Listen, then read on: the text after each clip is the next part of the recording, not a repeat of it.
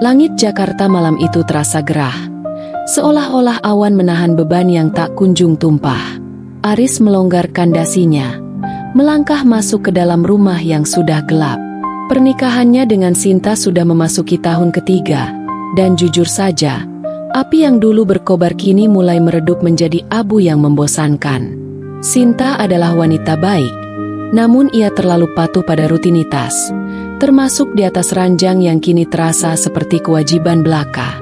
Segalanya mulai bergeser sejak Ibu Ratna, mertuanya, pindah ke rumah mereka sebulan yang lalu. Malam itu, saat Aris melewati lorong menuju kamarnya, ia mencium aroma yang ganjil. Bukan bau masakan atau pengharum ruangan jeruk yang biasa dipakai Sinta, melainkan wangi bunga melati yang sangat pekat, segar, dan hampir memabukkan. Sumber wanginya berasal dari kamar di ujung lorong, kamar Ibu Ratna. Pintu kamar itu tidak tertutup rapat, menyisakan celah selebar telapak tangan. Aris bermaksud menutupnya, namun gerakannya terhenti saat matanya menangkap siluet di dalam. Cahaya lampu tidur di kamar itu bukan putih atau kuning biasa, melainkan merah temaram yang memberikan kesan sensual sekaligus mistis. Di sana, di depan cermin rias, Ibu Ratna sedang duduk. Wanita yang biasanya terlihat bersahaja dengan daster batik longgar itu kini tampak seperti orang yang berbeda. Ia mengenakan slip dress satin hitam tipis yang melekat sempurna pada lekuk tubuhnya yang ternyata masih sangat terjaga. Aris terpaku. Ia melihat mertuanya sedang mengoleskan minyak di leher dan bahunya dengan gerakan yang sangat lambat, sangat sensual. Jemari wanita itu meluncur perlahan di atas kulitnya yang tampak bercahaya di bawah lampu merah. Ratna menutup matanya, menyandarkan kepala ke belakang, dan menghela napas panjang seolah-olah sedang membayangkan sesuatu yang panas. Aris seharusnya berpaling, tapi kakinya seolah terpaku di lantai. Ada sesuatu yang sangat magnetis dari cara wanita parubaya itu memperlakukan dirinya sendiri. Ratna terlihat jauh lebih hidup, lebih berpengalaman, dan jauh lebih menggoda dibandingkan Sinta yang selalu langsung tidur tanpa riasan. Tiba-tiba, mata Ratna terbuka. Ia tidak menoleh ke arah pintu, melainkan menatap langsung ke pantulan mata Aris di cermin. Aris tersentak. Jantungnya berdegup seperti dipukul palu. Bukannya berteriak atau menutup diri, Ratna justru tersenyum, senyum tipis yang penuh kemenangan. Ia perlahan menurunkan salah satu tali tipis gaun tidurnya, tetap sambil menatap mata Aris melalui cermin. Tanpa suara, Aris mundur dengan napas tersengal, lalu masuk ke kamarnya sendiri. Di sana, Sinta tertidur pulas dengan mulut sedikit terbuka, mengenakan piyama flanel tebal yang tertutup rapat. Kontras itu begitu nyata, begitu menyakitkan. Keesokan paginya, suasana di meja makan terasa mencekam bagi Aris. Ia tidak berani menatap mertuanya. Namun, Ibu Ratna justru terlihat sangat segar. Ia mengenakan kebaya rumah yang pas di badan, menonjolkan bentuk tubuh yang semalam Aris intip. "Aris, kenapa kopinya tidak diminum? Ibu buatkan khusus. Pakai sedikit rempah supaya stamina kamu terjaga." Suara Ratna terdengar serak-serak basah, penuh tekanan pada kata stamina. Sinta, yang sibuk dengan ponselnya, hanya menyahut tanpa melihat. "Iya mas, ibu itu pintar sekali meracik minuman tradisional.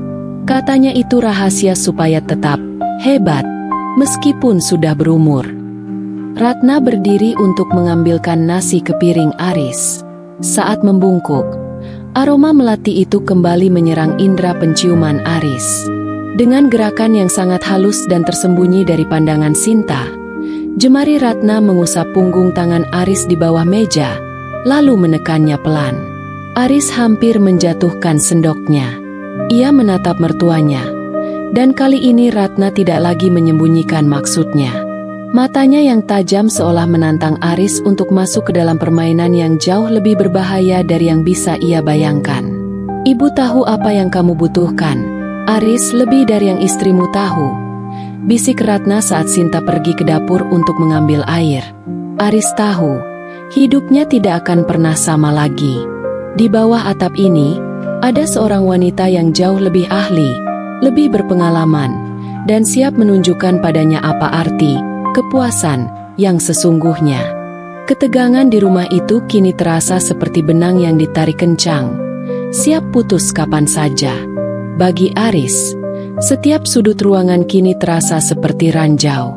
Ia mencoba menyibukkan diri dengan pekerjaan kantor, namun bayangan tali gaun tidur yang merosot di bahu Ibu Ratna terus menari-nari di pelupuk matanya. Sore itu, hujan turun dengan derasnya, mengurung penghuni rumah dalam keheningan yang lembab. Sinta belum pulang karena terjebak lembur, meninggalkan Aris berdua saja dengan Ibu Ratna di rumah.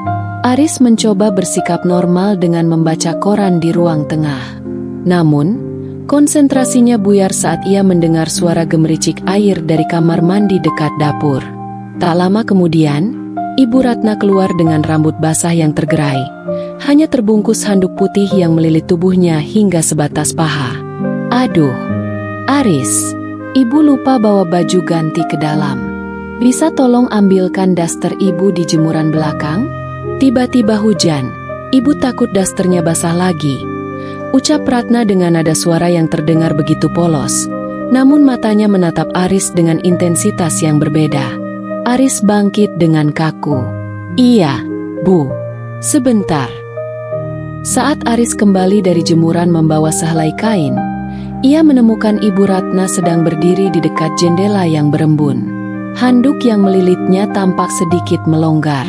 Ketika Aris menyerahkan pakaian itu, Ratna tidak segera mengambilnya. Ia justru melangkah mendekat, memangkas jarak di antara mereka hingga Aris bisa mencium aroma sabun mawar yang bercampur dengan kehangatan kulit wanita itu. Kamu kelihatan tegang sekali, Riz. Apa Sinta kurang memperhatikanmu belakangan ini? Tanya Ratna sambil jemarinya yang lentik merapikan kerah kemeja Aris. Sinta, dia hanya sibuk, Bu.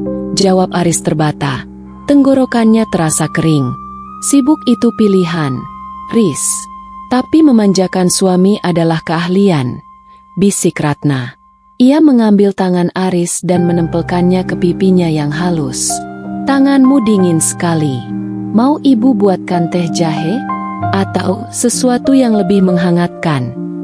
Ratna sengaja membiarkan handuknya sedikit terbuka di bagian dada, memperlihatkan kulit yang masih kencang dan terawat. Aris merasa akal sehatnya mulai menguap. Ia tahu ini salah, ini sangat berbahaya. Tapi adrenalin yang terpacu memberikan sensasi yang belum pernah ia rasakan bersama Sinta selama bertahun-tahun. Tepat saat Aris nyaris kehilangan kendali untuk menarik wanita itu ke dalam pelukannya, suara pagar rumah yang terbuka terdengar. Mobil Sinta datang. Ratna segera menjauh dengan senyum simpul yang misterius.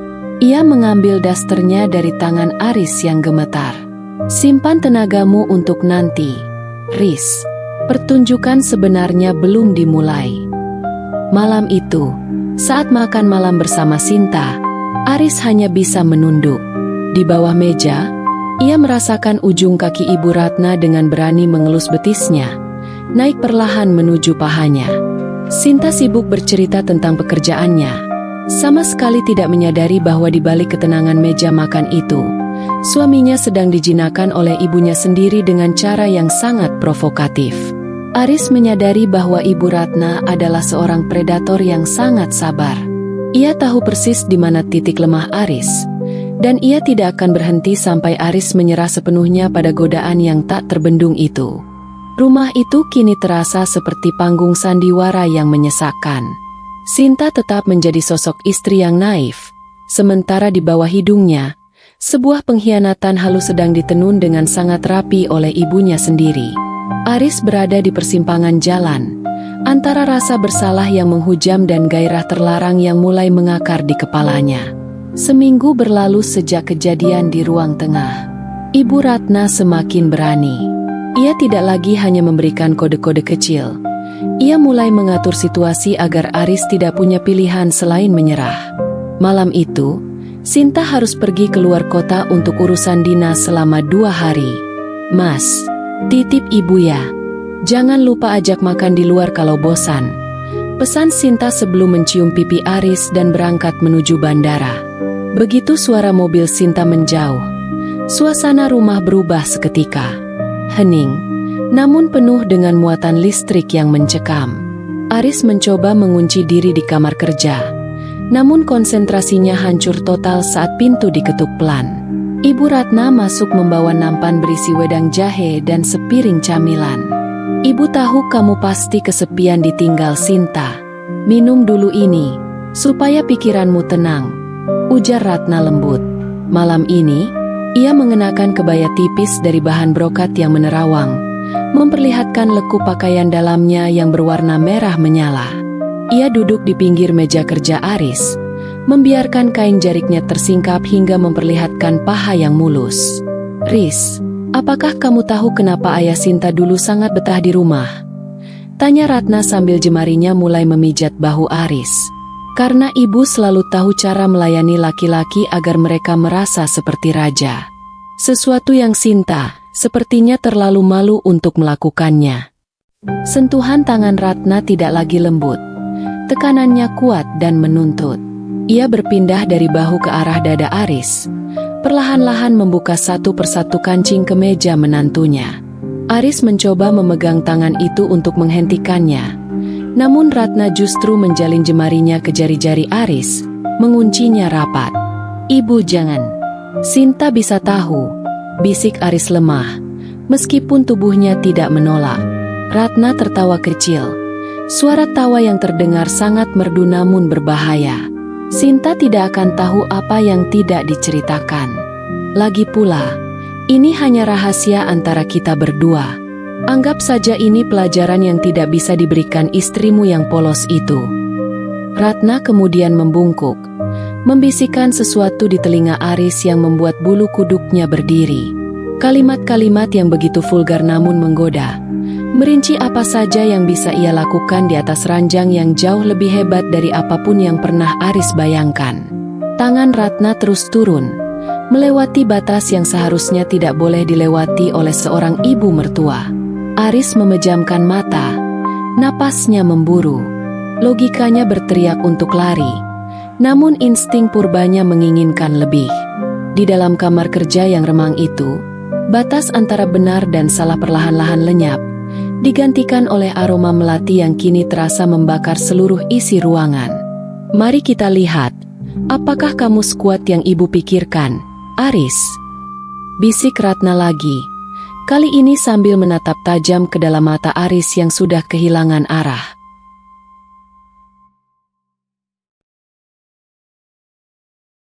Malam itu, kendali Aris runtuh sepenuhnya. Aroma melati yang biasanya menenangkan kini terasa seperti candu yang merusak akal sehatnya. Di bawah pendar lampu kerja yang kuning redup, Aris membiarkan dirinya dituntun oleh tangan Ibu Ratna yang dingin namun terasa membakar kulitnya. "Jangan di sini, Riz. Di kamar ibu saja suasananya lebih mendukung," bisik Ratna dengan suara yang bergetar penuh maksud. Aris mengikuti langkah mertuannya menuju kamar di ujung lorong itu. Begitu pintu dibuka, suasana berbeda langsung menyergapnya. Kamar itu tidak seperti kamar orang tua pada umumnya. Ada banyak lilin aromaterapi yang menyala, musik instrumental bertempo lambat yang mengalun tipis, dan hamparan spray sutra berwarna merah tua yang mengilat. Ratna berbalik, mengunci pintu dengan bunyi klik yang terasa seperti vonis bagi moralitas Aris. Ia melepaskan kebaya brokatnya, membiarkannya jatuh ke lantai tanpa rasa ragu sedikit pun.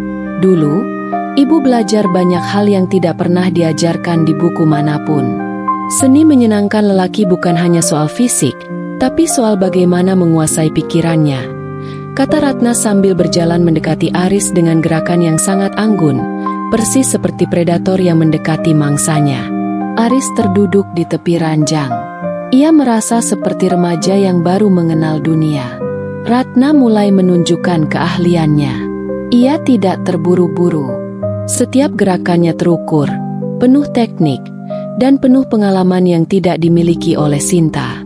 Ia tahu persis di mana titik-titik sensitif yang membuat Aris mengerang tertahan, teknik-teknik pernapasan, dan cara mempermainkan tempo yang membuat gairah Aris naik turun seperti ombak. "Bagaimana, Riz? Apakah Sinta pernah melakukan ini padamu? Tanya Ratna di tengah napas yang memburu. Aris tidak bisa menjawab. Pikirannya kosong. Segala teknik yang dilakukan Ratna benar-benar berada di level yang berbeda. Wanita ini bukan hanya jago, ia adalah maestro di atas ranjang. Setiap sentuhannya terasa seperti sudah direncanakan untuk menghancurkan pertahanan terakhir Aris. Namun, di tengah kemelut gairah itu, mata Aris tidak sengaja melirik ke arah laci meja rias Ratna yang sedikit terbuka. Di sana, ia melihat sebuah foto usang yang memperlihatkan Ratna muda sedang berdiri di depan sebuah bangunan tua dengan papan nama bertuliskan bahasa daerah yang tak ia pahami. Namun ada simbol aneh di sudut foto itu. Simbol yang sama dengan yang ada di jimat yang pernah ia lihat di rumah tua ayahnya dulu. Rasa penasaran sempat muncul. Namun segera tenggelam ketika Ratna kembali menarik perhatiannya dengan cara yang lebih berani. Jangan melihat ke tempat lain. Aris, fokus padaku. Malam ini, aku adalah istrimu, gurumu, dan pemuamu. Bisik Ratna sambil menarik Aris lebih dalam ke dalam dekapan sutranya. Di kamar ujung itu, Aris akhirnya tenggelam sepenuhnya. Ia mengkhianati Sinta dengan cara yang paling hina. Namun di saat yang sama, ia merasakan kepuasan yang belum pernah ia capai seumur hidupnya. Ia baru menyadari bahwa mertuanya memiliki rahasia yang jauh lebih gelap daripada sekadar gairah. Sebuah rahasia yang mungkin akan mengikatnya selamanya di rumah ini. Pagi harinya, Aris terbangun dengan perasaan yang campur aduk. Cahaya matahari yang menembus ventilasi kamar Ibu Ratna terasa sangat menyilaukan, seolah ingin menelanjangi rasa bersalahnya. Namun, di sampingnya, Ratna sudah tidak ada. Yang tersisa hanyalah aroma melati yang masih melekat kuat di bantal dan spray sutra yang berantakan. Aris bangkit dengan tubuh yang terasa sangat ringan namun pikirannya berat. Saat ia merapikan pakaiannya, matanya kembali tertuju pada laci meja rias yang semalam menarik perhatiannya. Rasa penasaran itu kini tak terbendung. Ia mendekat dan menarik laci itu lebih lebar.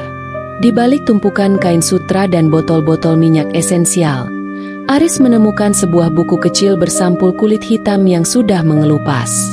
Saat ia membukanya, ia tidak menemukan catatan harian biasa. Isinya adalah rangkaian instruksi, ramuan, dan gambar-gambar posisi tubuh yang aneh, lengkap dengan catatan kaki tentang cara mengunci sukma seorang pria melalui kenikmatan duniawi.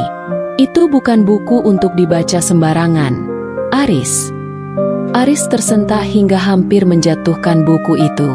Ibu Ratna berdiri di ambang pintu, mengenakan daster rumah yang rapi, memegang segelas jamu berwarna gelap. Wajahnya tenang, tapi matanya memancarkan otoritas yang membuat Aris menciut. Ibu, apa ini semua? Foto itu, simbol ini, apa yang sebenarnya terjadi malam tadi? Tanya Aris dengan suara bergetar. Ratna berjalan mendekat, meletakkan gelas jamu itu di meja kerja, lalu mengambil buku itu dari tangan Aris. Kenikmatan yang kamu rasakan semalam bukan hanya soal fisik, Riz. Itu adalah warisan. Sinta tidak pernah kuberitahu karena dia terlalu lemah. Dia tidak akan sanggup mengimbangi pria sepertimu. Ratna membelai pipi Aris dengan lembut. Namun kali ini ada sesuatu yang terasa magis dalam sentuhannya. Aris merasakan detak jantungnya kembali berpacu, bukan karena cinta, tapi karena ketergantungan yang tiba-tiba muncul. Ilmu ini disebut kunci sukma. Siapapun pria yang sudah merasakan sentuhan penuh dariku, dia tidak akan pernah bisa berpaling ke wanita lain, termasuk Sinta. Kamu akan selalu merasa hampa saat bersamanya, dan hanya akan merasa hidup saat bersamaku. Bisik Ratna dengan senyum yang terlihat sangat misterius. Aris ingin membantah, tapi ia menyadari kebenaran di balik kata-kata itu. Saat ia membayangkan Sinta yang akan pulang sore nanti, ia tidak merasakan rindu. Ia justru merasa jijik dan bosan. Pikirannya terus berputar pada teknik-teknik yang dilakukan Ratna semalam. Ia merasa terikat, seolah ada rantai tak kasat mata yang menjerat lehernya dan ujung rantainya dipegang oleh mertuanya sendiri. Sekarang, Minum ini. Ratna menyodorkan gelas jamu tadi. Ini adalah pengikat terakhir. Jika kamu meminumnya, tidak akan ada lagi rahasia di antara kita. Kamu akan mendapatkan segalanya dariku, lebih dari yang bisa diberikan dunia luar. Aris menatap cairan gelap di dalam gelas itu. Ia tahu, jika ia meminumnya, ia akan benar-benar terperosok ke dalam lubang hitam pengkhianatan yang tak berujung. Namun, rasa candu akan kenikmatan yang diberikan Ratna jauh lebih kuat daripada nuraninya. Dengan tangan gemetar, Aris mengambil gelas itu dan meminumnya hingga tandas. Rasa pahit yang membakar kerongkongannya diikuti oleh gelombang energi yang aneh ke seluruh tubuhnya. Di saat yang sama, terdengar suara gerbang rumah dibuka. Sinta sudah pulang. Ratna merapikan rambut Aris dan mengecup keningnya. Selamat datang di dunia yang sebenarnya, Aris. Sekarang, pergilah temui istrimu dan cobalah untuk tidak terlihat lapar di depannya. Kepulangan Sinta membawa awan mendung yang tak kasat mata ke dalam rumah. Aris berdiri di ruang tamu, mencoba mengatur napasnya yang masih terasa berat. Saat Sinta menghambur kepelukannya dan mencium pipinya, Aris merasa kulit istrinya sedingin es, atau mungkin gairah di dalam dirinya telah mati untuk wanita itu. Aku kangen banget. Mas, kok kamu agak pucat? Kurang tidur ya jaga ibu? Tanya Sinta lembut sambil mengusap kening Aris. Aris memaksakan senyum yang terasa kaku di wajahnya. Iya, mungkin kurang istirahat saja. Di belakang Sinta, Ibu Ratna berdiri sambil menyandarkan tubuhnya di bingkai pintu dapur. Ia memperhatikan interaksi suami istri itu dengan tatapan dingin yang tajam. Saat mata Aris dan Ratna bertemu di balik punggung Sinta, Ratna menjilat bibirnya perlahan. Sebuah gerakan provokatif yang membuat bulu kuduk Aris meremang sekaligus membangkitkan rasa candu di perutnya. Malam itu, Sinta mencoba membangun kembali keintiman yang sempat tertunda. Di dalam kamar mereka, Sinta mengenakan gaun tidur terbaiknya, mencoba menggoda Aris dengan cara yang biasa ia lakukan. Namun, bagi Aris, setiap sentuhan Sinta terasa hambar, kikuk, dan amatir. Di pikirannya hanya ada satu bayangan, teknik luar biasa dan aroma melati dari kamar ujung. Mas, kamu kenapa? Kamu seperti tidak ada di sini. Bisik Sinta kecewa saat melihat Aris hanya menatap langit-langit kamar dengan pandangan kosong. Aku cuma lelah, Shin. Benar-benar lelah, jawab Aris sambil memunggungi istrinya. Ketegangan mencapai puncaknya keesokan harinya. Sinta menemukan sesuatu yang seharusnya tidak ada di sana. Saat sedang mencuci pakaian, ia menemukan sehelai kain sutra hitam di antara kemeja kerja Aris. Kain yang ia kenali sebagai bagian dari pakaian dalam ibunya. Wajah Sinta memucat. Ia membawa kain itu ke ruang tengah dengan tangan bergetar. Aris sedang duduk di sana, sementara Ibu Ratna sedang menyesap tehnya dengan tenang. Mas, Ibu, apa maksudnya ini? Kenapa pakaian dalam Ibu ada di kantong kemeja Mas Aris? Suara Sinta melengking, penuh dengan rasa sakit dan ketidakpercayaan. Aris membeku. Jantungnya seolah berhenti berdetak. Ia menatap Ibu Ratna, memohon bantuan lewat matanya. Namun, bukannya merasa bersalah, Ibu Ratna justru meletakkan cangkir tehnya dengan anggun dan berdiri. Sinta, ada hal-hal yang tidak bisa kamu pahami dengan otak kecilmu itu, ucap Ratna dengan suara yang berubah menjadi berat dan berwibawa. Suamimu butuh lebih dari sekadar istri yang penurut. Dia butuh kepuasan yang tidak sanggup kamu berikan. Ibu, apa yang ibu bicarakan? Sinta berteriak histeris. Air mata mulai membanjiri pipinya. Ratna berjalan mendekati Sinta, namun matanya tetap tertuju pada Aris. Katakan padanya, Aris, katakan pada istrimu, siapa yang lebih jago di ranjang? Siapa yang membuatmu merasa menjadi lelaki sejati malam kemarin? Aris terjepit di antara dua wanita itu.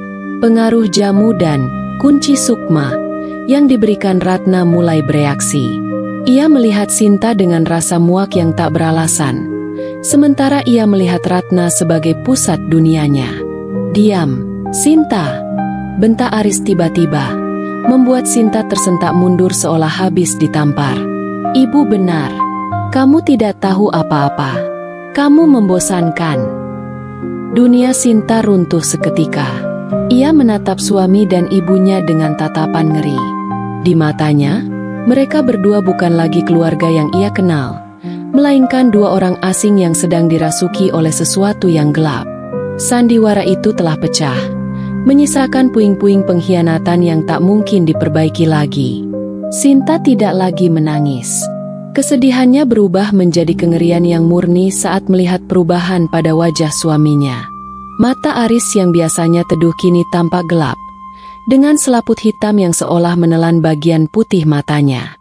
Ia berdiri di samping Ibu Ratna, bukan sebagai menantu, melainkan sebagai pengawal yang tunduk sepenuhnya. "Mas, kamu sudah gila," bisik Sinta sambil mundur perlahan menuju pintu keluar. "Gila?" Ibu Ratna tertawa. Suara tawanya kini bergema lebih berat, seolah berlapis dengan suara lain. "Dia tidak gila, Sinta. Dia hanya baru saja bangun. Selama ini kamu memberinya kehidupan yang hambar. Aku memberinya keabadian dalam rasa." Ratna melangkah maju, dan anehnya, setiap langkahnya meninggalkan bekas telapak kaki yang lembab dan berbau melati busuk di lantai. "Darahmu adalah darahku, Sinta.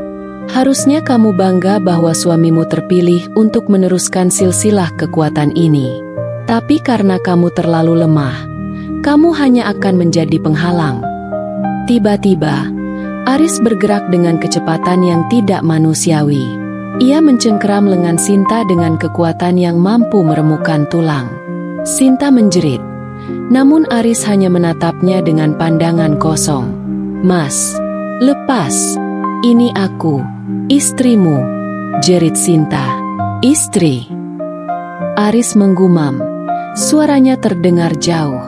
"Aku tidak punya istri. Aku hanya punya ratu." Ibu Ratna mendekat, mengusap wajah Sinta dengan jari-jarinya yang kini terasa sangat panjang dan dingin. "Jangan takut, anakku. Kamu tidak akan mati. Kamu hanya akan menjadi penonton dalam rumah ini. Kamu akan melihat bagaimana aku melayani suamimu setiap malam. Bagaimana aku mengambil setiap tetes energinya untuk menjaga kecantikanku tetap abadi." Ratna kemudian membisikkan sebuah mantra kuno ke telinga Aris. Seketika, Aris melepaskan cengkeramannya dan berlutut di depan mertuanya. Ratna menarik Aris masuk kembali ke dalam kamar ujung, membiarkan pintu terbuka lebar agar Sinta bisa melihat segalanya. Di dalam kamar itu, pemandangan berubah menjadi mimpi buruk yang nyata. Bayangan hitam yang besar muncul dari balik tubuh Ratna, memeluk Aris. Aris tampak kesakitan namun sekaligus menikmati setiap detik siksaan gairah yang diberikan oleh sosok yang kini bukan lagi sepenuhnya manusia. Sinta berlari keluar rumah, menembus hujan badai, berteriak meminta tolong. Namun, saat ia menoleh ke belakang, rumah itu tampak sunyi dan tenang dari luar. Tidak ada suara jeritan, tidak ada suara keributan. Hanya aroma melati yang kini tercium hingga ke jalan raya, seolah menyebarkan jaring-jaring kutukan baru. Beberapa bulan kemudian, Aris tidak pernah lagi terlihat di kantornya. Tetangga hanya sesekali melihatnya duduk di teras rumah saat tengah malam, dengan tubuh yang semakin kurus kering namun dengan senyum yang terus mengembang di wajahnya. Kulitnya pucat seperti mayat, matanya cekung, namun ia tampak sangat puas. Di sampingnya, selalu ada Ibu Ratna yang tampak semakin muda setiap harinya. Kulit Ratna kini kencang dan bersinar, seolah-olah ia telah menghisap seluruh nyawa dan pemudaan dari tubuh Aris melalui permainan-permainan terlarang mereka di atas ranjang. Sinta dikabarkan menghilang tanpa jejak. Ada yang bilang ia masuk rumah sakit jiwa, ada yang bilang ia melarikan diri ke luar negeri.